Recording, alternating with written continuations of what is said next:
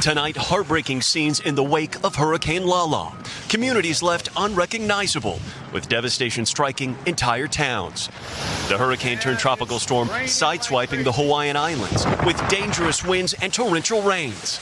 Today, our team reached Na-alehu, one of the hardest hit communities on the Big Island. And it is beyond clear in every direction you look here that this is the place that took the brunt of Lala's power. The small town turned into a muddy debris field, with one of its only roads in buried beneath boulders, mud, and headstones, picked up and carried from a nearby cemetery. Is this the worst you've seen? Absolutely. We met Thaddeus Griffith, still in shock over what he survived, telling us the rush of water was so strong it nearly washed away his new car. I came down and it's bobbing in the water. Oh my God, my heart sank.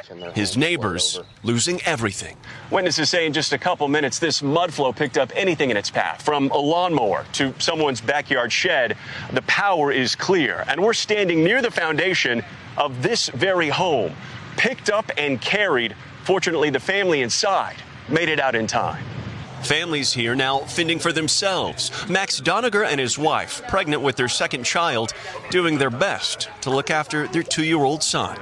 You don't know when you're going to have water back. You don't know when you're going to have power back. No, it's going to be a while, man. And Tom, tonight there's no telling when this road will be back open. Officials telling us they're still scouring damaged areas to get an assessment of the devastation. Tom?